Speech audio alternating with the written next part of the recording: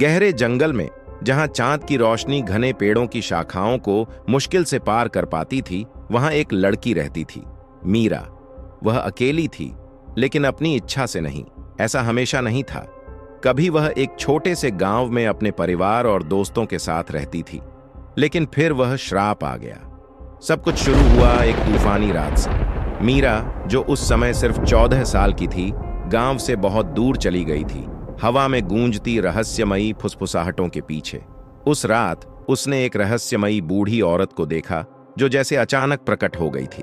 उसकी आंखें खोखली थीं, त्वचा पीली और फीकी, मानो जीवन से रहित, और उसकी मुस्कान बेहद भयावह। ताकत चाहिए तुम्हें बच्ची? औरत ने पूछा। उसकी आवाज कांपती और खुरदरी थी। मीरा, जो दुनिया की कठोरता से जूझने के लिए कुछ भी चाहती थी, मासूमियत में तुरंत सिर हिला दी। बूढ़ी औरत ने उसे एक छोटी शीशी दी, जिसमें काला रहस्यमयी तरल भरा था। इसे पी लो, उसने कहा, तुम सबसे ताकतवर बन जाओगी। सोचे बिना मीरा ने वह पी लिया। उसका गला जलने लगा, जैसे उसमें आग भर गई हो। स्वाद ऐसा था जो उसने कभी नहीं जाना था, कड़वाहट और धातु जैसी कोई अजीब चीज। उस पल से सब कुछ बदल गया। आने वाले हफ्तों में मीरा ने अपने अंदर एक अजीब भूख महसूस की। यह सामान्य भूख नहीं थी, यह एक ऐसी तृष्णा थी जो किसी भी भोजन से शांत नहीं हो सकती थी। गांव के लोगों ने उसके व्यवहार में बदलाव देखना शुरू कर दिया। वह चुपचाप रहने लगी थी। उसकी कभी चमकती आंखें अब एक रहस्यमयी, डरावनी छाया से ढकी थीं। एक रात जब वह भूख से बेहाल हो गई, उसने जंगल का रुख किया। वह जानती थी उसे कुछ तो चाहिए, कुछ भी। जैसे जैसे वह गहराई में गई, उसकी बेचैनी बढ़ती गई। तभी उसने देखा, दूर एक आदमी अकेले जंगल में भटक रहा था। मीरा ने बिना सोचे समझे उसका पीछा किया। उसके कदम पत्तों पर भी आवाज की बिना पड़े, और फिर अचानक उसने हमला कर दिया। अगली सुबह वह एक खाली मैदान में जागी। उसके हाथों पर खून था और उसके चेहरे पर डरावनी घबराहट। उसे कुछ याद नहीं था, लेकिन एक बात साफ थी, उसने इंसानी मांस खाया था। उसी पल श्राप ने पूरी तरह से उसे जकड़ लिया। उस रात के बाद से भूख कभी शांत नहीं हुई। यह अब जरूरत नहीं, बल्कि एक प्यास थी, एक दानवी लालसा। वह खुद को जंगल में और अधिक भटकते हुए पाती, शिकार की तलाश में, खुद को रोकने की कोशिश करते हुए। हर बार जब उसने इस प्यास को शांत करने की कोशिश की, अंदर कुछ और मरता गया। अपराध बोध, डर और अपनी हालत से घृणा, सब उसे भीतर ही भीतर खा रहे थे। एक शाम मीरा ने जंगल में भटके हुए कुछ यात्रियों का सामना किया। वे आग जलाकर डरे डरे बैठे थे। वह अंधेरे में से उन्हें देख रही थी। उसके भीतर की भूख फिर से सिर उठाने लगी, लेकिन इस बार कुछ अजीब हुआ। उसने हमला नहीं किया। उसके भीतर एक अजीब भय और शर्म उठी।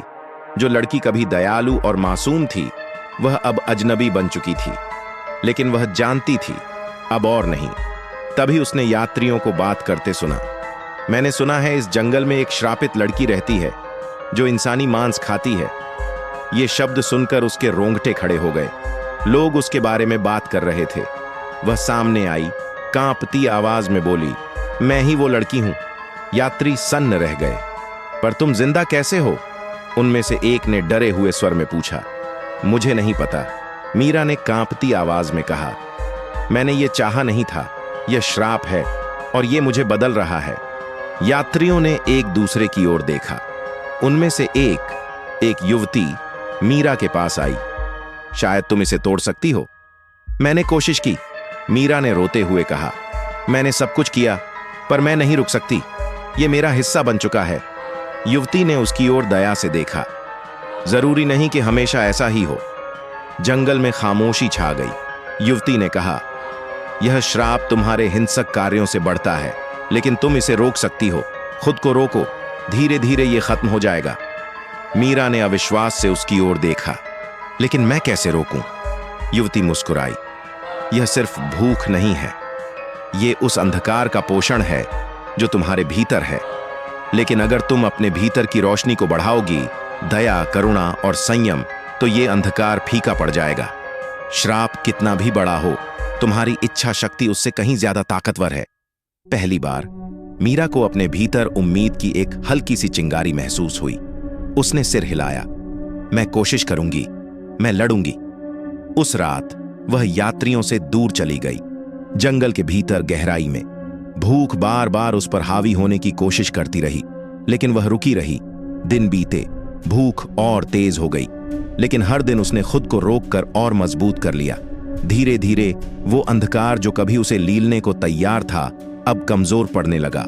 फिर एक शाम जब सूरज डूबने लगा और जंगल फिर स्याह हो गया, वह आजाद हो गई।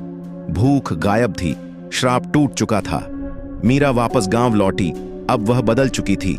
लोग जो कभी उससे डरते थे, अब उसे सम्मान की नजर से देखने लगे। उसने गांव के लोगों की मदद की, अपनी शक्ति, दया और करुणा से लोगों का विश्वास जीता। वह कभी अपने किए को भुला नहीं पाई, लेकिन उसने सबसे बड़ा सबक सीखा, चाहे अंधकार कितना भी गहरा हो, बदलाव हमेशा संभव है। अब लोग उसे मांस खाने वाली लड़की नहीं कहते थे, वे उसे याद रखते थे एक ऐसी लड़की के रूप में जिसने श्राप पर जीत पाई और अपनी आत्मा को रोशनी से भर दिया। कहानी से सीख, जिंदगी चाहे कितनी भी अंधेरी क्यों न लगे, रास्ता हमेशा होता है। हमारे निर्णय, हमारी आंतरिक ताकत ही हमें सबसे बड़े डर और बुराई से भी बाहर निकाल सकते हैं। कभी भी देर नहीं होती खुद को बदलने की। सबसे अंधेरे क्षणों में भी उम्मीद की किरण हमें मुक्ति की ओर ले जा सकती है।